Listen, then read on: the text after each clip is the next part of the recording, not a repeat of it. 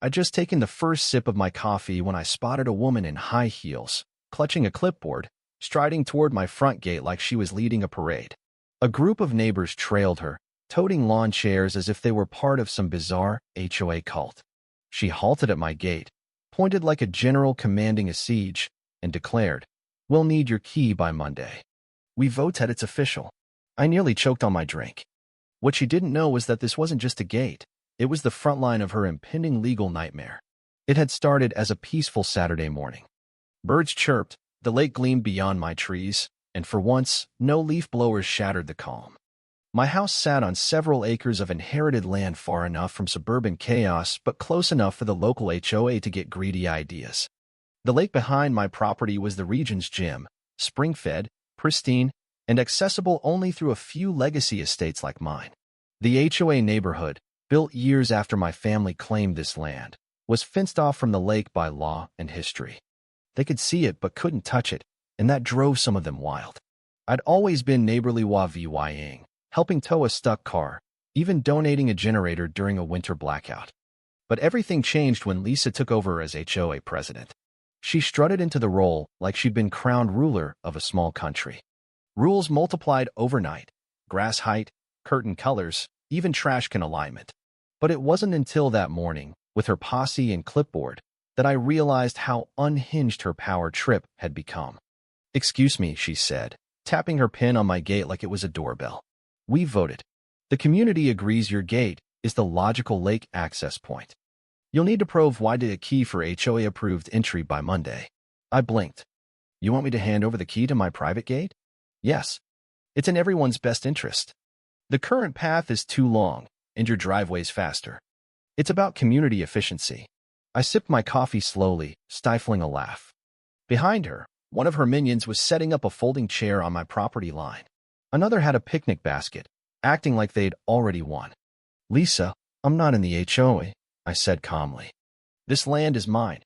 Your bylaws don't apply. My gate stays locked." She didn't flinch. "Proximity implies cooperation, and the lake is community adjacent." I stared. That made zero legal sense. "We voted," she added. "If you don't comply, we'll report you for obstruction." I chuckled. "To who?" "The HOA police." Her eyes narrowed. "You'll regret this. Don't say I didn't warn you." She turned, dismissing me like royalty, her group trailing behind. One dropped a flyer in my mailbox: "New lake access route. Gate key pickup Monday at noon." That night, my motion sensors pinged. Footage showed two figures in yoga pants with flashlights skulking along my fence, clearly up to no good. I knew this wasn't over. The next morning, I installed high-def cameras, upgraded the locks, and called my cousin Mike, a sheriff's deputy who knew local land laws inside out. I showed him the flyer. He whistled. "They think a vote lets them seize your land?" These HOA folks watch too much TV. The next few days were too quiet. Then, on Friday, I found a laminated sign zip-tied to my gate: "Access mandatory. Provide a key or face community sanctions."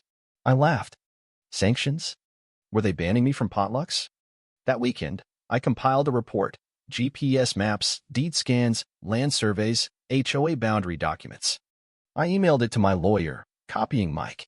I wasn't just defending my land, I was ready to bury them in their own nonsense. Monday arrived, and so did a car caravan. Lisa stepped out in heels, as if my dirt path was a catwalk, followed by a locksmith and 3 board members unfolding chairs like it was a ceremony. I stood at my driveway, GoPro rolling, coffee in hand. "You're trespassing," I said. "You've been warned." Lisa smirked. "You're being difficult. I'll file a complaint with our legal committee." "The one with no power over me?" I replied. She ignored me, motioning to the locksmith. He stepped forward, tools ready. But before he touched the lock, 2 squad cars rolled up. Mike stepped out. Lisa's smugness faded. He addressed the locksmith. "Sir, you're about to commit trespassing and property damage. Step away." The locksmith, pale, dropped his tools and bolted. Lisa sputtered. "He's under HOA authority." Mike raised an eyebrow. "The HOA has no authority here. This is private land. You're trespassing and trying to enforce false legal action." Lisa went red. "We voted." "The court will love hearing that," Mike said, pulling out a citation pad. As tickets were issued and board members scattered, I sipped my coffee, watching Lisa yell into her phone while the locksmith fled. This wasn't just about a gate anymore. It was going to be fun. The week after was eerily silent, which, with Lisa, was scarier than her shouting. I backed up all my footage, sent copies to my lawyer and Mike, and stayed VY Gilland. Then, a flyer appeared at the post office, Community Lake Access Initiative Phase 2. It showed a dotted line through my driveway labeled Future Access Route, pending. I chuckled. Pending what? A miracle? 2 days later, my neighbor Tom, a retired gossip with a dog, leaned on my fence. Lisa's holding a special HOA vote tomorrow. Something about legal right-of-way through your gate. Says the community's used the lake for years implied access. I laughed. She called me a gatekeeping hillbilly? Yup, Tom grinned. She's not wrong about the gate part. This was serious now. Lisa was crafting a narrative to blur legal lines and play victim. IVY cited the county records office, where my friend Sarah confirmed Lisa had filed a vague public notice about historical use of my road. She printed deeds and maps pro-VYing my land was never HOA controlled. The path to the lake? I'd build it myself, pre-HOA, entirely on my property. I compiled everything into a folder, HOA fantasy files. But I suspected Lisa wouldn't wait for course to take shortcuts. My hunch was confirmed when Ron, the HOA treasurer, met me at a gas station, looking like a nervous spy. Lisa's pushing to hire a contractor to move your gate, he whispered. Says it's temporary, then they'll deal with legalities. She's also using HOA funds for a surveyor to fake community use. I leaned against my truck. Tell her good luck. And bring bail money. That night, I called Mike and set a trap. I posted online I'd be away for the weekend, leaked it at the diner, then rigged my property. Motion sensors, fake surveillance signs, a hidden trail cam. Friday night, my phone pinged. Footage showed 3 figures Lisa in her red blazer prying my gate with bolt cutters. I waited until they were mid-act, then triggered an alert to Mike. Within 15 minutes, deputies swarmed. Lisa froze, stammering about community access improvement. An officer cut her off. You're breaking in. I watched from my couch, sipping a drink, as she was arrested in glorious high def. Lisa's arrest went viral locally memes, GIFs, the works. The HOA went silent, but Lisa doubled down, sending a certified letter alleging my gate caused emotional distress and recreational loss. I laughed so hard I nearly fell over. Sam shook his head. She thinks she's mayor of your land. Then, an anonymous email arrived with audio of Lisa coaching the board to lie about lake use for an easement claim. My lawyer, James, and I prepped a counter-motion, armed with footage, deeds, and HOA financials. At a barbecue I hosted, Ron revealed Lisa had misused HOA funds for ads and flyers. I sent a letter to the board, exposing her actions, copying the DA. Within days, the board ousted Lisa. The new president, Diane, apologized and promised to cover damages.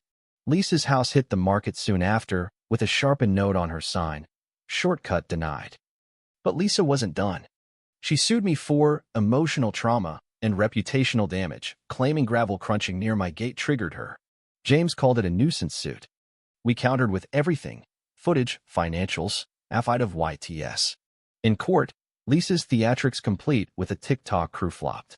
The judge, unimpressed, dismantled her case, citing my clear ownership and her illegal acts. She ordered Lisa to pay damages, fees, and warned of criminal re-VYEW for fund misuse. The neighborhood celebrated quietly. I hosted Burgers by the Lake, where Diane handed me a card. Thanks for locking the right gate. A developer later offered to buy my land for a dock project, spurred by the drama's publicity. I burned their letter in my grill. I wasn't selling not the land, not the gate. Lisa's house sold to a quiet couple. Peace returned, real peace. I kept her broken lock in my garage, labeled Nope. One evening, by the lake's edge, I reflected on the absurdity of war over a 5-minute shortcut. Sometimes, people have to lose it all to learn boundaries. My gate's still locked. Always will be.